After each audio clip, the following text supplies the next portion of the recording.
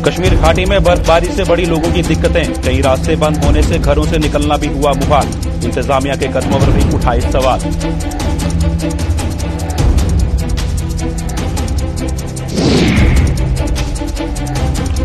बारिश से मैदानी इलाकों में हुआ ठंडक का एहसास, वीरवार को ही मौसम के तेवर सुधरने की है संभावना।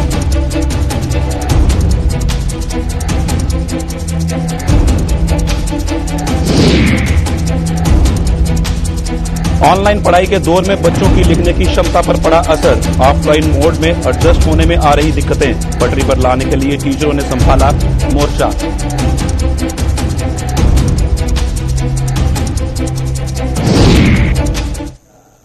नमस्कार, जम्मू कश्मीर की खास खबरों में आपका स्वागत है। मैं हूं साहिल केरनी। चलिए शुरुआत करते हैं खबरों की। कश्मीर घाटी सहित जम्मू कश्मीर के कई अन्य ऊपरी इलाकों में आज हुई ताजा बर्फबारी लोगों के लिए आफत साबित हुई है। कश्मीर घाटी में श्रीनगर सहित कई अन्य जिलों में बर्फ गिरने से कई रास्ते बंद हो गए और लोगों का घरों से निकलना भी मुहाल हो गया। कश्मीर में सड़कों से बर्फ हटाने के लिए प्रशासन का अमला हालांकि एक्शन में आ गया, लेकिन लोगों ने इस एक्शन पर कई सवालिया निशान लगाए। कुल मिलाकर कश्मीर घाटी में बर्फ की सफेद चादर बिछ चुकी है और लोगों का आम जनजीवन काफी हद तक प्रभावित हुआ है। श्रीनगर एयरपोर्ट से आज कुछ उड़ानें भी बाधित हुई और बर्फबारी का रेल यातायात पर भी असर देखा गया। और तो और बर्फबारी से कई इलाकों में बिजली भी गुल रहने से लोगों को दिक्कतों का सामना करना पड़ा।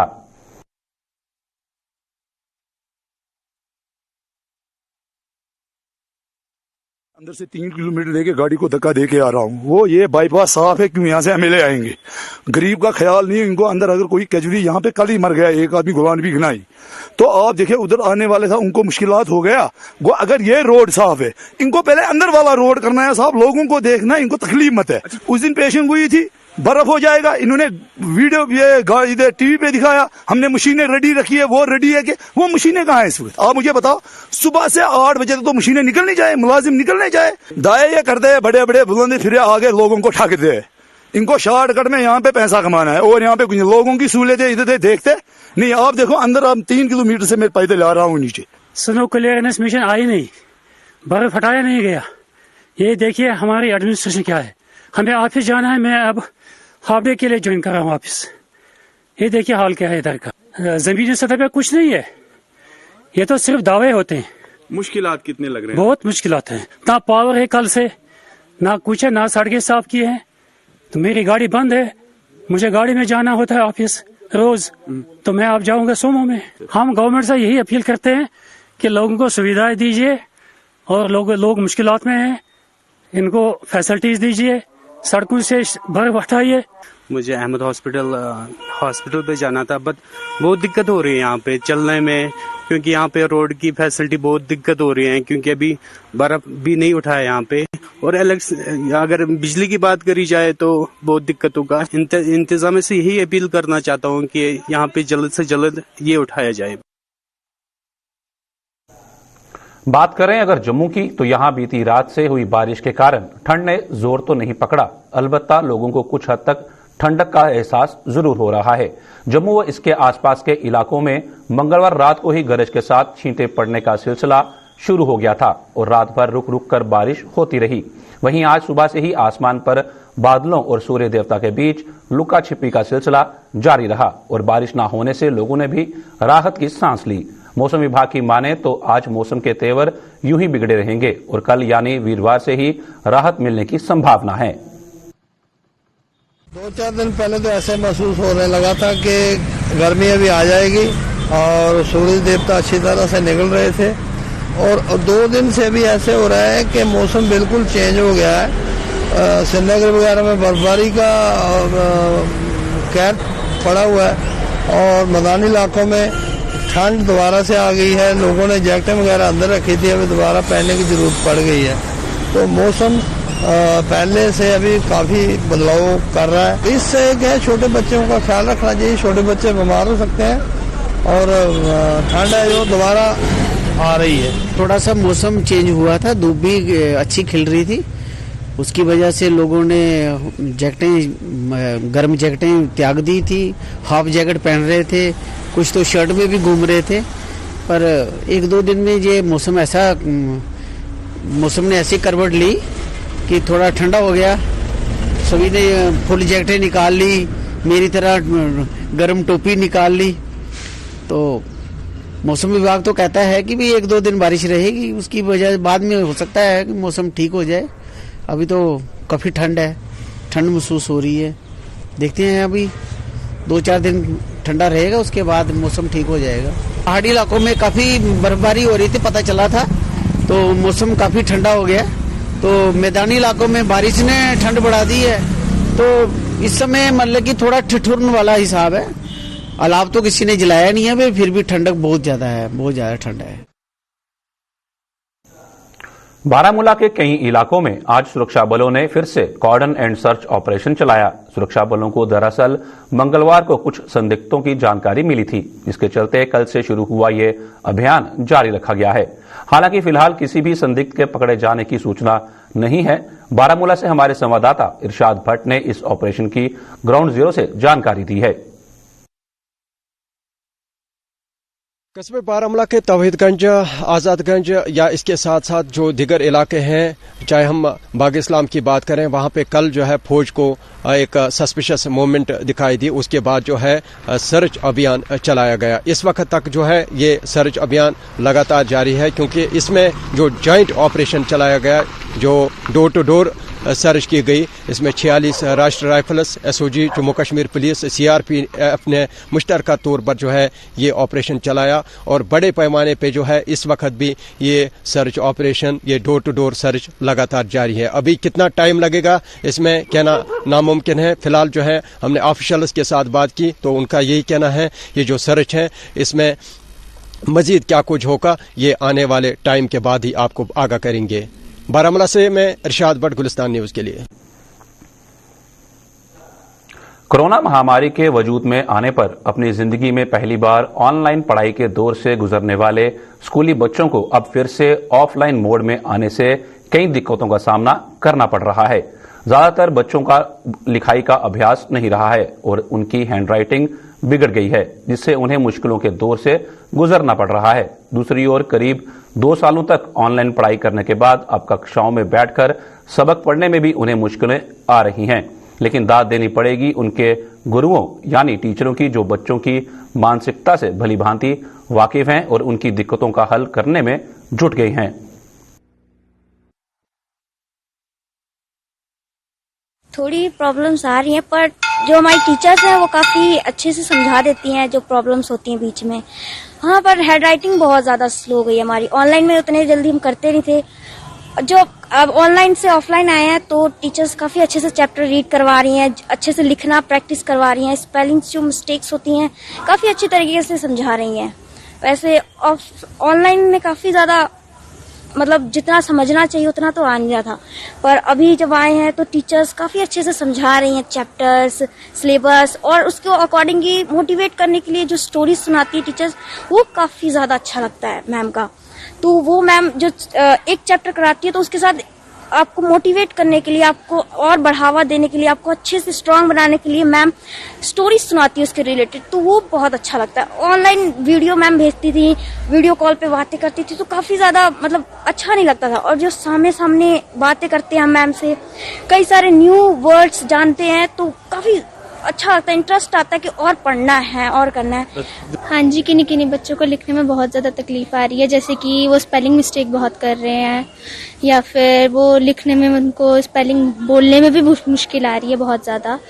और कोई कोई बच्चे तो लिखने में इरिटेशन फील करते हैं, जैसे कि अब उनको लिखने से जैसे सिर दर्द टाइप होती है वो, क्योंकि जिन जिन बच्चों ने नोट्स नहीं बनाए हैं उनके लिए बहुत ज़्यादा तकलीफ हुई है ऑनलाइन आने में। लेकिन ये रूटीन ठीक हो जाएगी साथ साथ ही, जैसे स्कूल आते रहेंगे तो उसके साथ साथ ये सब ठीक हो जाएगा। हाँ, उनकी स्पीड में काफ़ी फ़र्क आया है, क्योंकि जैसे 2 साल का गैप रहा बीच में, तो 2 साल से बच्चे नहीं कुछ भी लिखा, जिन्होंने नहीं नोट्स बनाए, होमवर्क साथ साथ नहीं किया है, तो उनके लिए बहुत ज़्यादा गैप आया होगा। उनकी स्पीड भी मेंटेन पूरी नहीं हो पाई होगी, जैसे वो लिखते हैं। हैंड राइटिंग में भी बहुत फ़र्क आया हो रही है, क्योंकि जिन जिन बच्चों ने तो हैंड राइटिंग बिल्कुल बनाई नहीं है, हैंड राइटिंग की वजह से भी कुछ समझ नहीं आ रहा होगा टीचरों को, और स्पेलिंग भी बहुत ज़्यादा मिस्टेक हो रही है, क्योंकि बच्चों ने कुछ पढ़ा ही नहीं है पिछले साल पूरा। सर, वो तो क्लियर है कि बच्चों को दिक्कत तो आ रही है, क्योंकि ऑनलाइन और ऑफलाइन पढ़ाई में बहुत फ़र्क है। तो आज बच्चे हमारे पास 2 दिन से आ रहे हैं जूनियर क्लासेस के, तो हम देख रहे हैं कि बच्चे जो हैं वो सही तरीके से लिख नहीं पाते, सारे नहीं पर कुछ। तो छोटे बच्चों में खासकर ये दिक्कत थी, जैसे हम ऑनलाइन उनको ये काम वगैरह सेंड करते थे तो बच्चे कहते थे हमारे पेरेंट्स के पास फोन है, मैम हमारे पास फोन नहीं है, तो बच्चों को ये कहीं ना कहीं मुश्किल आ रही थी।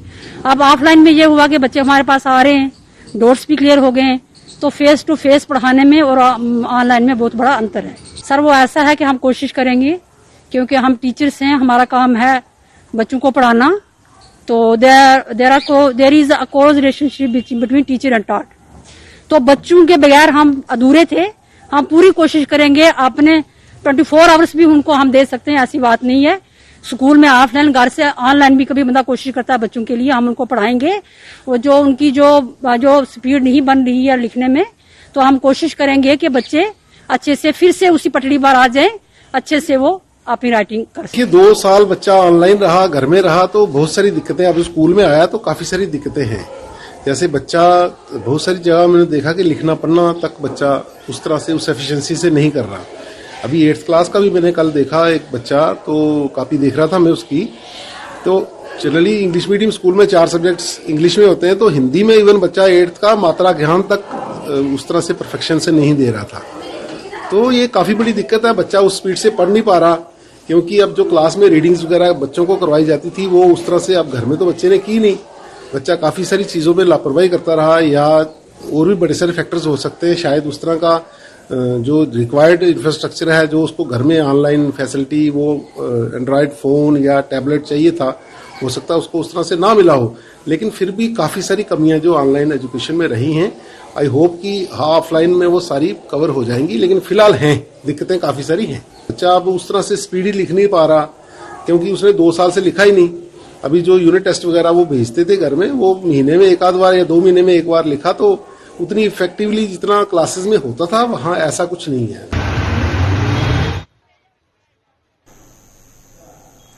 जम्मू व इसके आसपास के इलाकों में इन दिनों चोरों का बोल बाला है। सांबा जिले में चोरों ने जहां सभी हदें पार कर पुलिस को खुली चुनौती दी है, वहीं जम्मू जिले के बिश्ना इलाके में स्थित तहसील परिसर के बाहर से चोरों ने आज लगातार दूसरे दिन वहां पार्क की गई एक बाइक पर हाथ साफ कर दिया। बाइक मालिक किसी काम के सिलसिले में तहसील परिसर के भीतर गया था और वापस लौटने पर वहां बाइक न पाकर उसके होश फाख्ता हो गए। वहीं मंगलवार को इसी इलाके से बाइक चोरी होने पर आज यहां पुलिस भी तैनात की गई थी, लेकिन चोर पुलिस को गच्चा देकर बाइक ले उड़े।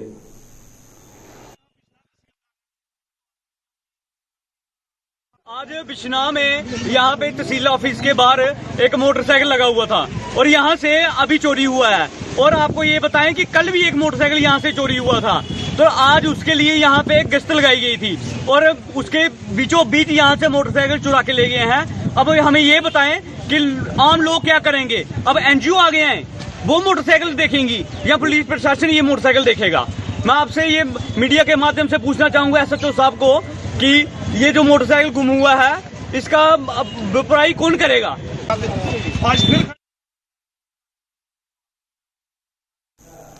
स्टेट डिपार्टमेंट के डेली वेजरों ने चेतावनी दी है कि अगर उनकी मांगें न मानी गई तो वो अपनी हड़ताल को 72 घंटे और आगे बढ़ाने पर मजबूर हो जाएंगे। कार्यालय परिसर में धरने पर बैठे इन डेली वेजरों का कहना है कि आंदोलन करने के बावजूद प्रशासन का कोई अधिकारी उनकी सुध लेने नहीं आया है।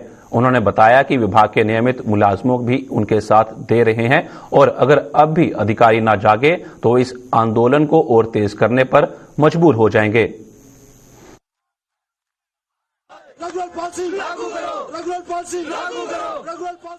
तो हम निर्णय ले लेंगे और 72 घंटे की स्टाक और आगे ले जाएंगे। इसके लिए जो भी हमारा जो मैसेज, जो हमारी एडमिनिस्ट्रेशन, हमारी गवर्नमेंट बैठी है, वो जिम्मेवार होगी। जहां आने वाले टाइम में जो भी हम उग्र प्रदर्शन का देंगे एक मैसेज, वो उसकी जिम्मेवारी जो सरकार होगी। तो आपकी माध्यम से यही कहना चाहते हैं हम कि हमारी स्टाक का रुख कुछ और ही तरीके का होगा। जो आने वाले टाइम में जो हमारे सेना साहब, हमारे वो आने वाले जो भी चीफ सेक्रेटरी माननीय जो बैठे हुए हैं, वो भी जिम्मेवार होंगे। हमारे स्टेट डिपार्टमेंट में कैबिनेट डिसीजन होने के बावजूद 446 जो मुलाजिम दर दर की ठोकरें खा रहा है और बंगलों कोठियों में काम कर रहा है, लेकिन अभी तक कोई निर्णय नहीं ले रहा वो ना तो है। तो आपकी माध्यम से यही कहना चाहते हैं कि 72 घंटे की स्ट्राइक जो भी है जो हम आगे ले जाएंगे। अगर हमें कोई मैसेज नहीं आया तो हमारे साथ परमानेंट स्टाफ भी बैठने को तैयार है। जय हिंद, जय भारत। शिवसेना बाला साहेब ठाकरे की जम्मू कश्मीर इकाई ने इस बार श्री अमरनाथ जी की यात्रा को लेकर प्रशासन द्वारा किए जा रहे इंतजामों की सराहना करते हुए अपनी कुछ मांगों का पिटारा भी खोला है।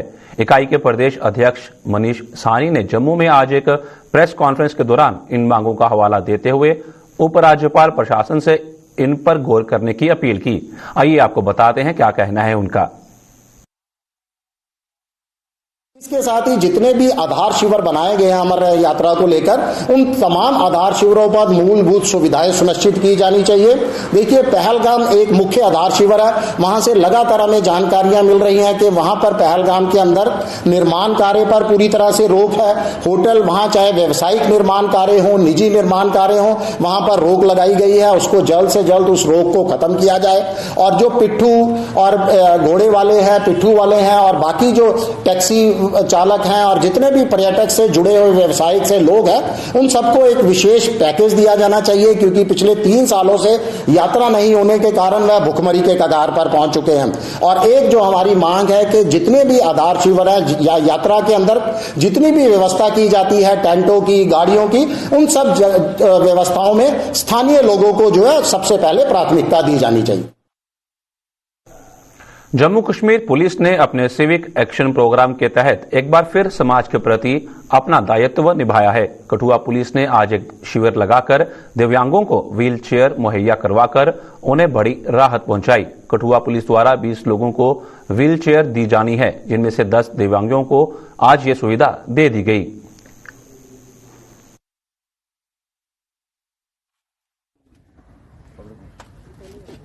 Shrimati Sur Kumar. Civic action program Jammu Kashmir police की तरफ से बड़े सालों से चलाया जाता है, जिसमें हम सोसाइटी के अलग अलग लोगों को मदद करते हैं। इसमें हम स्पोर्ट्स एक्टिविटीज करते हैं, यूथ एंगेजमेंट प्रोग्राम्स होते हैं। और हमने कठुआ में ये देखा कि बहुत सारे लोग, विकलांग लोगों को भी जरूरत है, जिनको व्हील चेयर्स की जरूरत है। तो इसलिए हमने 20 व्हील चेयर्स परचेज की हैं सिविक एक्शन प्रोग्राम में, और वो हम कठुआ डिस्ट्रिक्ट के अलग अलग विकलांग लोगों की मदद के लिए उनको फ्री दे रहे हैं। उसी कड़ी में आज 10 लोग आए थे, जिनको हमने 10 व्हील चेयर्स डिस्ट्रीब्यूट किए हैं।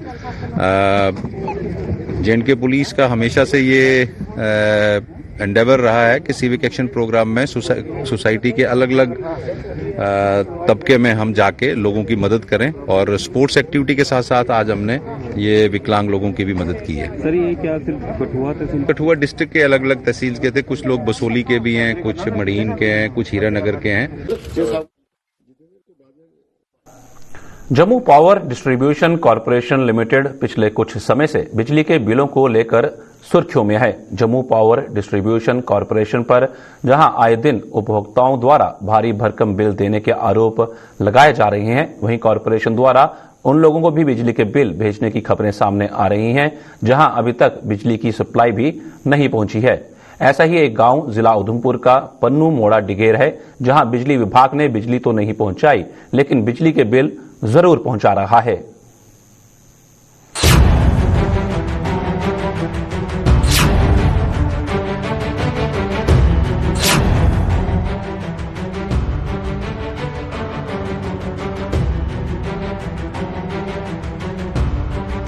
ये तस्वीरें हैं उस दौर की जिसमें डिजिटल इंडिया और भारत को विश्व गुरु बनाने की बातें हो रही हैं।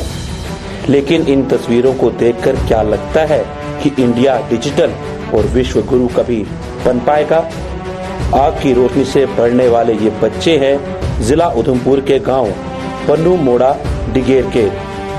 दिन में ये बच्चे सूरज की रोशनी में तो पढ़ाई कर लेते हैं, लेकिन सूरज के ढलने के बाद ये बच्चे आग की रोशनी में अपने स्कूल का काम करने को मजबूर हैं। आजादी के 73 वर्ष बीत जाने के बाद भी इस गांव के लोगों को बिजली की रोशनी नहीं दिखी।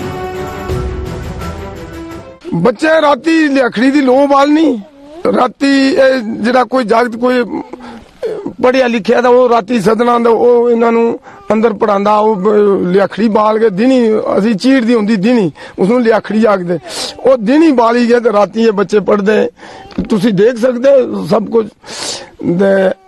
इस करके जी कोई बिजली है कोई बिल्कुल है निके निके बच्चे राती लिखड़ियां जाना करनी लिखड़ी आनी गए उनके पर राती वो बच्चे पढ़ते लो करिए कोई बिजली नहीं दिखी। बिजली न होने के कारण गांव के बच्चों की शिक्षा बुरी तरह से प्रभावित हो रही है।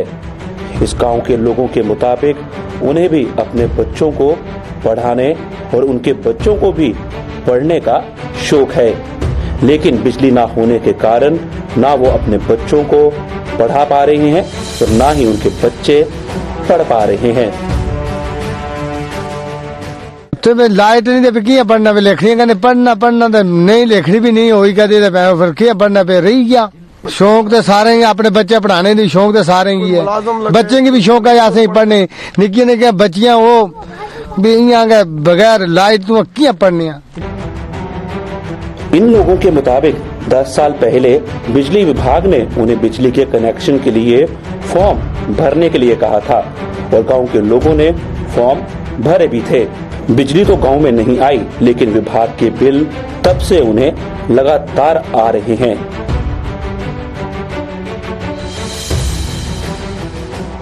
बिजली का बिल आमदे को 15 साल हो गए ना, बिजली कोई है नहीं, खम्बा कोई लगा नहीं तो छड़े बिल आमदे रहे, बिजली का कोई बल्ब का मुंह दिखा नहीं। ये तकरीबन 10 कारें थे बगैर बिजली दू बगैर खंबे दू, इस तरह से 20-25 कारें बगैर बिजली खंबे दू को 25 कारें, लेकिन जेडे 10 कारें इनदे पर खंबा आ करदा कई सालें दा ये आवा करदा बिल बिजली दा आवा करदा, ना खंबा है ना तार है, बिल आ रहा। एक बात इस तरह है जी उन्होंने आख्या तुसी फार्म भरो तुसी फार्म भरो असी के कम करेंगे तुहानू खंबे दे और तार देंगे। वो फार्म भरे ना खंबा आया ना तार आई, बहुत बारी एमएलए कोल भी गए बिजली मुड़ी है लाटू का मुंह दिखिया। इन लोगों ने ये बिल आवा करदा को तकरीबन 7-8-10 साल तक ना कोई बिजली नहीं है, बिल्कुल बिजली शिजली कख भी नहीं। मीटर लगना कुछ साढ़े खंबे के नहीं है, बिजली के नहीं है, मीटर कुछ लगने है सर। बिना बिजली के आने वाले इन बिलों को लेकर इस गांव के लोग कई बार पंचायत के सदस्यों और जनप्रतिनिधियों के समक्ष भी गुहार लगा चुके हैं, लेकिन ना तो उन्हें बिजली की रोशनी नसीब हुई और ना ही बिलों के आने का सिलसिला बंद हुआ। फिर आसे तो बतेरी वारी उन्होंने भी आख्या जी खंबा तार बिजली दवाओ, सरपंच की भी आख्या, मेंबर की भी आख्या, जेड़ा एमएलए जेड़ा उनके कोल भी असें कई बारी दरखास्त दी, हर जगह उनके कोल भी अस पुजे जी भाई गल इस तरह जी वो बिल आवा कर दे तुसी इस तरह करो जी खंबा दियो या तार होनी है। बिजली के लिए लगातार प्रयास करने के बाद अब इस गांव के लोग पूरी तरह से निराश हो चुके हैं और अब इस गांव के लोगों ने उम्मीद ही छोड़ दी है कि कभी वो भी अपने जीते जी अपने गांव में बिजली देखेंगे। उम्मीद इस तू कहते कोई थी नहीं थी, उन पीछे ना के पता है।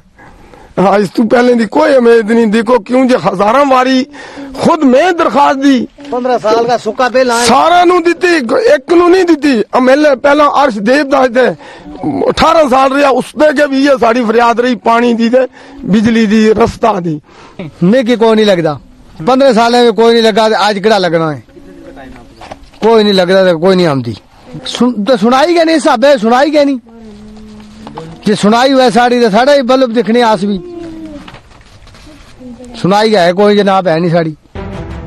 ग्रामीणों के मुताबिक एक तरफ देश के प्रधानमंत्री देश के हर घर को बिजली और पानी उपलब्ध करवाने की बात करते हैं, लेकिन उनके कार्यकाल में वो बिजली की रोशनी को तरस रहे हैं।